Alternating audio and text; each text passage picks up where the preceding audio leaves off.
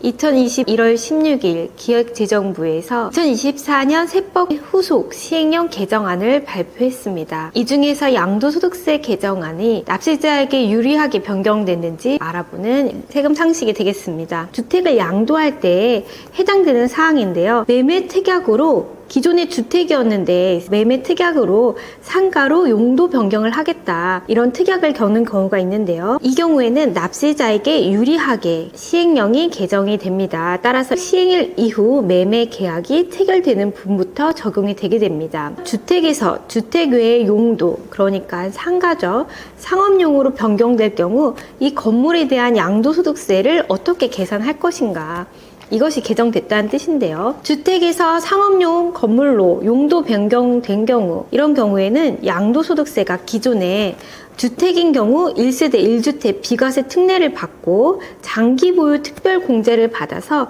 매도자의 경우에는 주택으로 매도하는 게 좋고요. 매수하는 경우에는 이 상가로 취득세를 납부하는 것이 유리하거든요.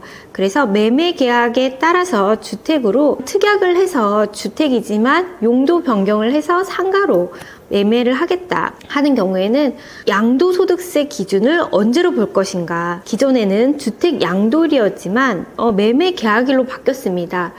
어떤 의미냐면요, 주택 양도일은 이게 잔금 또는 등기 등록 중 빠른 날에 해당이 돼요. 그러면 잔금 치를 때 등기를 하기 때문에 주택 양도일로 1세대 1주택 여부를 판정하게 되면 계속 주택으로 보유했던 분들이 계약을 체결하고 잔금일에는 이 상업용 건물로 바뀌어 있을 수가 있어요. 그래서 기존에 매도하시는 분들은 주택으로 가는 게 유리하거든요. 근데 이전에 세법 내용은 잔금 치를 때 기준으로 판단하기 때문에 상가로 판단을 한다는 거예요. 그러면 그동안의 1세대 1주택 비과세와 장기 보유 특별공제 80%는 주택만 받을 수가 있는데 이때는 상가에 해당되면 주택이 아니다. 그러면은 이 혜택을 받을 수가 없죠. 그렇기 때문에 용도 변경을 특약으로 넣고 매매 계약을 하는 것이 기존에는 어려웠어요. 하지만 이번 시행령 개정안에서 보면은 이때 주택 양도소득세 과세 기준을 주택 매매 계약일로 하겠다. 그런 경우에는 매매 계약일엔 주택에 해당하기 때문에 양도하시는 분은 용도 변경을 특약으로 넣고 매매를 하셔도 1세대 1주택 비과세 혜택과 장기 보유 공제 80%를 모두 적용받을 수 있다는 거죠. 적용 시기는 시행령 시행일 이후 매매 계약을 체결하여 양도하는 경우부터 적용이 됩니다. 자, 정리하면요, 매도자는 주택으로 양도소득세를 내게 되면 1세대 1주택 비과세 혜택을 받을 수 있고 장기 보유 특별공제 최대 80%까지 가져갈 수가 있습니다. 매수자는요, 이 주택에다가 상가를 지으려고 해요. 그래서 이 건물을 상업용 건물로 바꾸는 거죠. 실제로 리모델링을 해가지고 주택에다가 카페를 여는 경우도 있거든요. 주택을 상가로 용도 변경하는 경우에는 주택이 아니기 때문에 다주택 취득세 중과를 받지 않는 혜택이 있는 겁니다. 2022년 11월 21일 이후 양도일 때에는 그때는 계약일이 아니라 양도가 완료된 잔금일을 기준으로 주택을 판단했어요. 그래서 용도 변경해서 양도하고 싶은 분들, 매수자가 이거는 상업용으로 쓰고 싶은 분들도 주택으로 취득해야 되는 경우가 있기 때문에 매매가 쉽게 일어나지 않았거든요. 하지만 영시행일 이후 매매 계약을 체결하는 분부터는 매매 계약일로 양도세 과세 기준을 책정하기 때문에 매도자는 주택으로 양도소득세를 계산하고 매수자는 취득 당시에는 상업용 건물로 용도 변경이 됐기 때문에 주택이 아닌 상업용 건물에 대한 취득세를 계산할 수가 있는 거죠. 그래서 이 경우 납세자에게 유리하게 변경이 됐다 볼 수 있습니다. 조금 더 내용을 살펴볼게요. 이 부분이 기존에 22년 10월 21일 이전에는 매매 계약 체결일이었어요. 그러나 주택에 대한 매매 계약을 체결하고 매매 특약에 따라 잔금 청산 전에 주택을 상가로 용도 변경한 경우에는 22년 10월 1일부터 매매 계약을 체결한 경우부터는 양도일, 즉 잔금 청산일로 양도소득세를 계산해라, 판정해라, 이렇게 하는 해석이 나왔어요. 그래서 22년 10월 21일부터 22년 2월 지금 이제 시행령이 개정이 된 그 이전까지는 이 사이에는 매매 계약일이 아니라 잔금 청산일이었기 때문에 용도 변경해서 양도하는 경우에는 매도자는 잔금 청산일 당시에 용도가 변경이 돼서 상가로 된 경우에는 1세대 1주택 비과세 특례도 못 받고 장기보유 특별공제도 못 받는 불리한 상황이 계속 이어졌던 거죠. 하지만 이번 시행령으로 매매 계약 체결일로 판정을 하기 때문에 양도하시는 분들은 용도 변경을 특약으로 넣더라도 잔금 치를 당시 주택에서 상가로 용도 변경이 되었더라도 매매 계약일 시점에 주택이 해당된다면 주택으로 양도소득세를 산정할 수가 있습니다. 따라서 납세자에게 유리하게 변경이 됐습니다. 자, 두 번째입니다. 거주주택 비과세가 횟수 제한 없이 양도하더라도 인정되는 시행령 개정안에 대해서 알아보는 세금 상식이 되겠습니다. 자, 주택 임대 사업자가 거주주택을 양도하는 경우에도 거주주택 비과세를 받는 부분에 대해서 납세자에게 유리하게 변경이 됐습니다. 이 부분도 정말 개정이 잘 됐다고 저는 생각을 하는데요. 거주주택 비과세를 할 때 기존에는 횟수 제한을 둬서 평생에 한 번만 거주주택 비과세를 해줬어요. 하지만 임대사업자의 경우에 너무 거주주택으로 혜택을 많이 본다 해서 규제를 한 것인데 실제로 횟수 제한을 할 필요가 없거든요. 그렇기 때문에 기존에 있었던 횟수 제한을 풀었다는 점은 납세자에게 유리하게 잘 개정이 됐다고 봅니다. 거주주택 비과세 규정이 그럼 무엇이냐 보면요. A주택을 취득을 하고 있어요. 2년 이상 거주 후에 양도소득세 비과세에 해당이 됩니다. 이때 주택 B를 취득을 해서요. 임대사업자 등록을 했어요. 그래서 지자체와 세무서에 장기 임대주택으로 임대 등록을 했습니다. 이렇게 A주택을 취득한 이후에 B주택이 있더라도 이 B주택을 주택수에 넣지 않고 A주택을 양도할 때 2년 이상 거주한 경우 양도소득세 1세대 1주택과 동일하게 혜택을 주겠다는 거예요. 그러면 장기 임대주택을 활성화하면서 임대시장을 안정화시키는 데 목적이 있었어요. 거주주택 비과세에 대해서 조금 더 살펴보면요. A주택을 취득하고요. 아파트의 경우에는 장기 임대주택이 이제는 안 되기 때문에 기간이 만료되면 자동 말소가 됩니다. 그런 경우에는 2년 이상 거주한 A주택을 팔 때 자동 말소 또는 자진 말소 되더라도 5년 이내에 A주택을 양도하면 이 장기 임대주택을 주택수에 넣지 않고 1세대 1주택으로 혜택을 볼 수가 있는 거죠. 따라서 임대사업자가 끝난 경우에는 5년 이내에 기존 거주주택을 양도하면 됩니다. 또 하나 보면요. A주택을 취득하고요. 장기 임대주택 취득 및 임대 기간 중에 A주택을 양도했어요. 따라서 거주주택 비과세를 받았는데요. 그러면 지금 장기 임대 8년이든 10년이든 아직 기간이 끝나지 않았어요. 그래서 임대 의무 기간 충족 전에 거주주택을 먼저 양도하는 경우에도 비과세를 해주고요. 임대 의무 기간을 사후 관리를 하게 됩니다. 따라서 2년 이상 거주 후 양도 시 비과세가 되는 혜택이에요. 비과세라는 것은요. 거주주택 비과세 요건을 갖춰야 됩니다. 따라서 주택을 취득하여 보유한 기간 중에 실제 거주한 기간이 2년 이상인 주택입니다. 장기 임대주택은요. 양도일 현재 세무서에 사업자 등록이 되어 있고요. 장기 임대주택으로 민간 임대주택법에 따라서 지방자치단체에 민간 임대주택으로 등록이 되어 있어야 됩니다. 따라서 세무서와 지방자치단체에 모두 등록이 되어 있고요. 임대보증금 또는 임대료의 중과율을 5%를 초과하지 않습니다. 이 경우 임대보증금, 임대료 증액 청구는 임대차 계약의 체결 또는 약정한 임대료 등의 증액이 있은 후 1년 이내 하지 못하고 임대사업자가 임대보증금 또는 임대료를 증액 청구하면서 임대보증금과 월 임대료를 상호간에 전환하는 경우에도 이 규정을 적용해야 됩니다. 장기 임대주택을 등록하려면 임대 개시 당시 기준 시가가 수도권은 6억 원, 수도권 이외의 지역은 3억 원 이하의 요건을 충족해야 됩니다. 정리해보면요. 장기 임대주택은 지자체, 시군구와 세무서에 양쪽 다 등록을 하고요. 의무 임대 기간을 준수해야 됩니다. 2020년 8월 18일 이후에는 10년이고요. 이전에는 8년짜리가 있었고 5년짜리도 있었죠. 그리고 임대 개시 기준으로 기준시가 6억 원, 그리고 수도권 밖은 3억 원 이하를 주택 기준이 적용이 되고요. 그리고 5% 이내의 임대료만 임상해야 됩니다. 따라서 이런 장기 임대주택의 요건을 갖춘 경우에 2년 이상 거주한 주택을 양도할 때 거주주택 비과세를 받을 수 있다는 겁니다. 자, 거주주택 비과세라고 하더라도요, 고가주택에 해당하는 12억이 초과되는 부분에 대해서는 과세가 되는 부분이고요. 거주주택으로 양도하면서 비과세 횟수 제한 없이 적용한다는 겁니다. 거주주택이 1세대 1주택 고가주택이면요, 다른 1세대 1주택 비과세 규정과 동일하게 양도가액 12억 원을 넘는 부분에 대해서는 양도소득세를 내야 돼요. 당초 A주택을 비과세를 받았고요.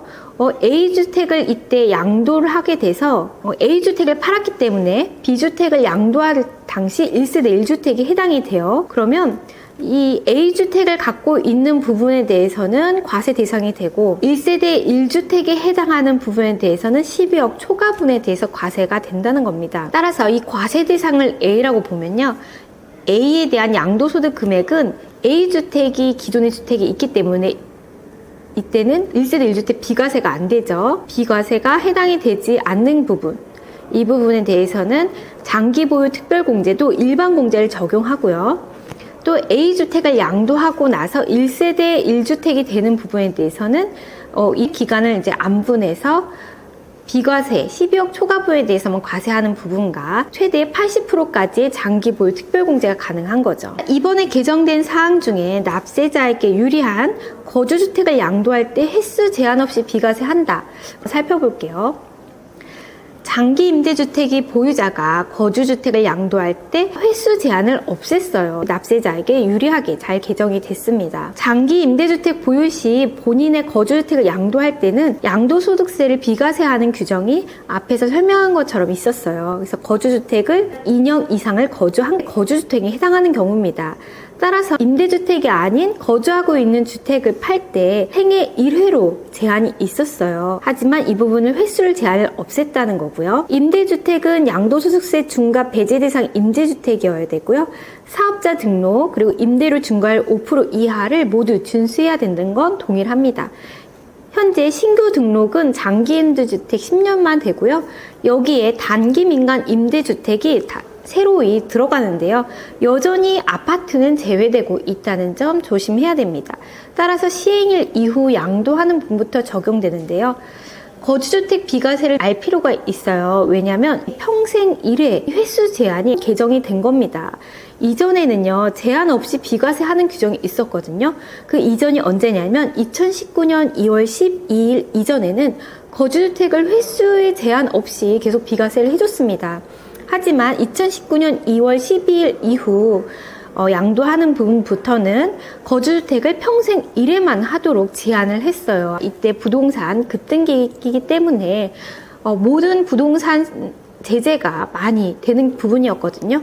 그래서 임대사업을 하고 계신 분들이 거주주택을 계속 갈아타면서 비과세 되는 것을 막으려고 평생 한 번만 해주겠다. 2019년 2월 10일 임대사업자의 거주주택에 대한 비과세 특례가 이전에 축소가 됐다가 25년 이번 이 시행령 개정안으로 다시 완화됐다. 이렇게 볼 수 있겠습니다. 자, 예를 들어서 최초로 A주택을 양도하는 경우 거주주택이기 때문에 요건에 해당된다면 비과세 해당이 돼요. 이것이 바로 거주주택 비과세인데요. 장기 임대주택을 보유하고 있더라도 실제로 거주하고 있는 주택이 요건에 해당한다면 1세대 1주택으로 보고 이 임대주택을 없는 것으로 보고 계산을 하겠다는 거예요. 거주주택 비과세 적용을 받고 A주택을 이제 양도를 했어요. 그러면 임대주택, B주택만 남았습니다. 이때 임대주택을 팔 때는 임대주택은 세금을 내야 되고요.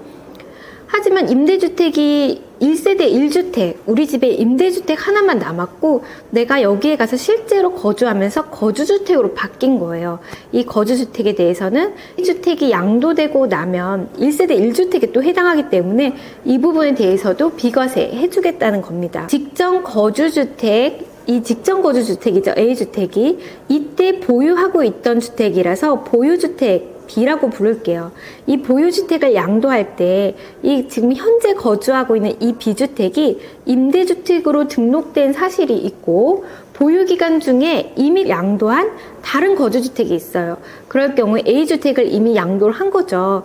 이 경우에는 가장 나중에 양도한다. 이게 바로 가장 나중에 1세대 1주택에 해당하는 한 주택만 남은 거예요. 그래서 가장 나중에 양도하는 거주주택 B를 말하는 거예요. 거주하는 주택이 직전 거주주택, 보유주택에 해당하는 경우 이게 무슨 말이지 싶은데요.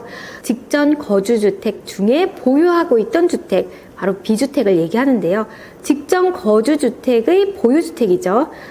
여기에 해당하는 B주택이 1세대 1주택의 비과세에 해당하는 경우에는 직전 거주주택, 즉 A주택을 양도한 후의 기간에 대해서만 비과세를 적용하겠다는 겁니다.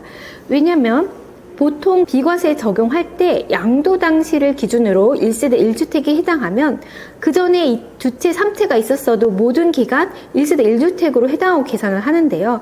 이 거주주택 비과세라고 해서 임대사업자로 보유하고 있던 기간에 임대사업자 주택을 주택수에 넣지 않기 때문에 임대주택에서 거주주택으로 변경된 경우 그 변경된 이후에 1세대 1주택인 기간만 혜택을 주겠다. 그런 뜻입니다. 따라서 B주택을 양도할 때 1세대 1주택 한 채만 해당하더라도 이 경우 전부 비과세 되는 것은 아니고 그 전에 임대 기간 중에 다른 주택이 있었다면 이 부분은 일반 과세가 된다. 이렇게 아셔야겠습니다. 이 부분은 동일하게 유지가 되는 거예요. 장기 임대주택을 거주주택으로 바꿨어요. 아까 B주택에 해당이 되고요. 양도소득세 비과세를 합리화해서 계산하겠다. 이것입니다. 장기 임대주택을 거주주택으로 전환해서 따라서 B주택을 얘기하죠. 직전 거주주택, 보유주택이라고 얘기해요. 직전 거주주택 중에 보유했던 주택이다. 그 양도소득세를 비과세 하는데요. 기존 거주주택, 그러니까 A주택을 비과세 적용받아 양도한 후에 임대주택이었던 주택 B로 이사하여 거주한 경우 직전 거주주택, 보유주택이 1세대 1주택인 경우에 2년 이상 거주 시 직전 거주주택 양도 이후에 양도 차액분을 비과세하겠다는 겁니다. 그 이외에는 모두 양도 차액을 과세했다고 했는데 이것이 횟수 제한이 없어지면서 여기 개정안에 2년 이상 거주 시 직전 거주주택 양도 이후 양도 차액분도 비과세하겠다는 거예요. 이 내용은 그림으로 좀 살펴보면 이해가 쉬워요. 개정 이유는 임대주택 공급 지원이고요. 시행일 이후 양도하는 부분부터 적용이 됩니다. 개정안에서 나온 2년 이상 거주 시 직전 거주주택 양도 이후 양도 차입분 비과세 이 부분은 앞에서 말한 거주주택 비과세의 횟수 제한 없이 해주겠다는 그 계산 방식을 이야기하는데요. 거주주택이 평생 1회만 계산될 때는 당초 거주용 주택 2년 이상을 거주할 때 요때 한번 비과세 되고요. 그 이후에 임대주택으로 이렇게 옮겨가더라도 거주주택이 비과세가 되지 않습니다. 2019년 2월 12일 이후에 B주택을 취득을 하면서 당초 A주택을 양도할 때 2년 거주하고 거주주택 비과세를 받았습니다. 하지만 B주택으로 다시 이사를 가더라도 거주주택 비과세를 안 해주고 이 부분을 전체 과세를 해줘요. C주택으로 가더라도 이 비과세가 안 되고 여기도 과세에 해당합니다. 그러나 나중에 이때에는 모두 다 양도가 됐고 주택이 하나만 남아있어요. 이때는 1주택이기 때문에 1주택일 때는 이 1세대 1주택 비과세에 해당이 되는 거예요. 앞에 있던 모든 주택들을 다 양도하고 D주택 하나만 남아있기 때문에 1주택이 된 거고요. 거주주택 비과세는 이때 1회만 사용이 가능합니다. 거주주택 횟수 제한 없이 비과세 되는 것을 비교해 보면요. 당초 A주택은 임대주택이 C와 D가 있더라도 거주주택 비과세로 1회 받았습니다. 그리고 B주택을 신규로 취득하면서 이사를 가요. 그리고 여기서도 또 거주주택 비과세로 양도를 하는 겁니다. 그때 C와 D는 임대주택이지만 이 주택수에는 포함이 지금 안 되고 있어요. 자, B주택을 또 팔고요. 다시 C주택으로 이사를 해서 이때도 거주주택 비과세를 또 받는 겁니다. 2회, 3회 거주주택을 받고요. 또 이때는 이제 D주택과 C주택이 있는데 D주택이 주택수에 포함이 안 돼요. 그리고 이제 C주택을 양도하면서 또 D주택으로 가서 거주용 주택에 가면 이때는 1세대 1주택에 해당하기 때문에 1세대 1주택으로 비과세를 적용해 받는 거죠.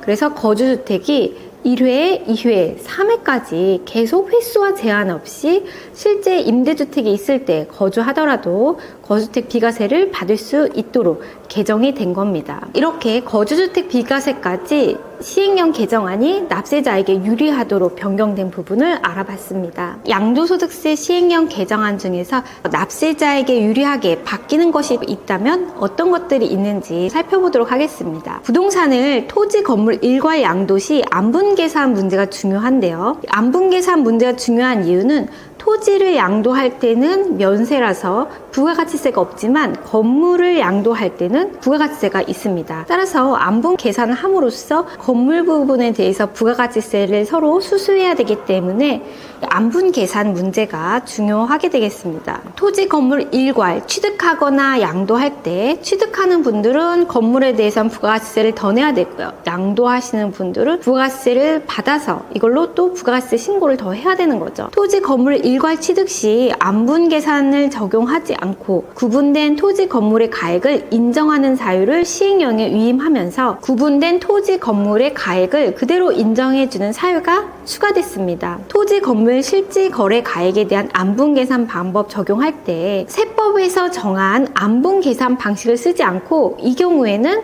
그대로 인정을 해주겠다는 거예요. 다른 법령에 의해서 토지, 건물의 가액이 이미 구분된 경우 그리고 토지, 건물 등을 함께 취득한 후 건물을 철거하고 토지만 쓰는 경우에는 건물에 대한 부가가치세 부담하는 것이 실제로는 토지 사용하기 위한 목적에 따라서 맞지 않다는 이유로 토지만 사용하기 때문에 이 부분은 건물에 대한 부가세를 낼 이유가 없다는 거죠. 따라서 과세 기준을 합리화시키기 위해서 납세자에게 유리하게 납세자가 신고하는 대로 실질 거래에 대한 안분계산법을 적용하지 않겠다는 겁니다. 세법에서 말하는 안분계산법은요, 우선은 토지, 건물 가액이 불분명한 경우에는 안분계산을 적용하고요. 이 이외에도 두 번째 사항이 중요한데요. 매매 계약서상 구분된 토지, 건물 등의 실질거래 가액이 기준 시가 등에 따라 안분한 계산 금액과 30% 이상 차이가 있는 경우, 그러니까 기준 가액대로 안분계산한 것과 실제로 실질 거래 가액으로 토지, 건물을 구분한 가액이 30% 이상 차이가 있다. 그러면 기준 시가 등을 활용해서 토지, 건물을 다시 안분하겠다는 거거든요. 하지만 이런 경우에 토지가 100이고 건물이 10인 경우에는 실제 토지를 쓰기 위해서 건물을 취득한 경우 건물에 대한 가치가 없잖아요. 이럴 경우에는 건물에 대한 부가가치세를 부담하는 것이 오히려 불필요할 수 있습니다. 기준 시가와 30% 이상 차이가 나면 안분계산법에 따라서 건물에 대한 그 부가가치세를 납부를 했어야 했는데 이제는 건물 등을 철거하고 토지만 쓰는 경우 이 사유에 따라서 안분계산법을 예외로 인정하겠다는 겁니다. 양도소득세 시행령 개정안 중에서 납세자에게 유리한 부분을 살펴보도록 하겠습니다. 다주택 양도소득세 중과가 한시적으로 배제하는 것을 1년간 연장했고요. 단기 민간 임대주택 양도소득세가 중과 제외됐습니다. 다주택자 양도소득세 중과 규정은 그동안 정부가 계속 유예를 해왔어요. 이번에도 역시 1년간 연장이 됐는데 1년마다 연장이 되다 보니까 다시 정권이 바뀌면 다주택자 중과가 생기는 거 아니냐 이런 불안감이 있거든요. 그래서 1년간 연장할 게 아니라 기간을 좀 더 길게 연장을 해줬으면 좋겠는데 부동산의 시장 상황에 따라서 유연하게 대응하기 위해서 1년간 연장을 하고 있는 걸로 보여요. 돌아오는 2025년 5월 9일까지 중과 배제가 연장이 되는데 이게 바로 1년 연장되면서 2026년 5월 9일까지로 연장이 됐습니다. 그래서 중과 제외가 지금 되고 있다 이렇게 보실 수 있고요. 다주택자가 조정지역 내 주택을 양도할 때 양도소득세 중과 제외 대상이 지방의 저가주택, 장기 어린이집, 혼인 취약 등으로 인한 일시적 2주택 중과 제외되고 있었고 지금 중과 예외 규정이 보유기간 2년 이상으로 22년 5월 10일부터 이 중과 예외가 시작돼서 25년 5월 9일까지 양도한 주택인데 2026년 5월 9일까지로 연장되는 조항이 더 들어간 거예요. 현재 장기 민간 임대주택의 경우에 2020년 7월 11일 이후 매입하는 아파트는 제외되고 장기 민간 임대주택도 중과 제외에 해당이 되는데 건설형 장기 민간 임대주택의 공시 가격이 기존에 6억 원에서 9억 원으로 상향됐습니다.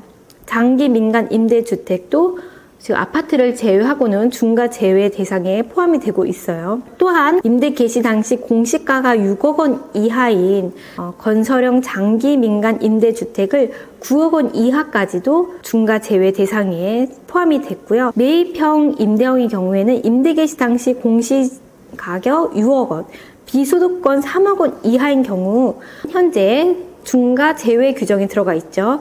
여기에 단기 민간 임대주택이 추가로 들어옵니다. 그래서 건설형과 매입형의 사업자 등록이 다 필요하고요. 임대기간 최소 6년, 그리고 공시가격은 건설형은 6억, 매입형은 수도권은 4억이고요. 비수도권은 2억입니다. 건설형의 경우에는 면적 기준이 있고요. 건설형은 최소 2호 이상, 그러나 매입형은 한 채라도 해당이 됩니다. 임대료 증가율 5% 이내여야 되고요. 그러나 매입형의 경우에는 조정 대상 지역은 제외가 되고 있어요. 그래서 아직도 민간 임대주택법에 따라서 아파트는 여전히 제외가 되고 있다는 겁니다. 민간 임대주택이 들어왔다는 건요, 나중에 한시적 배제 1년 연장하는 기간이 이 조항이 삭제되더라도 이 건설형이나 매입형 임대주택의 경우에는 중과 배제를 적용을 하겠다는 거예요. 따라서 단기 민간 임대주택이 들어왔지만 장기 민간 임대주택은 시행령 이후 등록분부터 적용이 되고 단기 민간 임대주택은 25년 6월 4일 민간임대주택법이 개정된 이후에 등록분부부터 적용이 됩니다. 양도득세 중과 유예 1년 연장은 저의 생각은 다주택자 중과 자체가 폐지되는 것이 낫지 않나 생각이 되지만 1년 단위로 지금 중과 유예하고 있습니다. 부동산 시장에 따라서 다주택자 중과 규정이 계속 남아 있어야 유연하게 부동산 시장에 대응하기 위해서요. 장기 민간 임대주택은 영시행일 이후 등록분부터 적용이 됩니다. 단기 민간 임대주택의 경우에는 기존 법이 먼저 선행돼야 되므로 25년 6월 4일 이후 등록분부터 적용이 됩니다. 앞에서의 내용은 시행령 개정안이에요. 그렇기 때문에 25년 2월 말 시행령이 시행되는 것을 확인하고 적용해야 될 것입니다. 따라서 시행령은요, 25년 1월 16일 시행령 개정안을 발표했고요. 25년 1월 17일부터 2월 5일까지 입법 예고를 한 후에 2월 중 국무회의를 거쳐 2월 말 공표되면 시행령 시행일이 정해지게 됩니다. 알수록 돈이 되는 세금 상식. 세상이 여러분과 항상 함께합니다.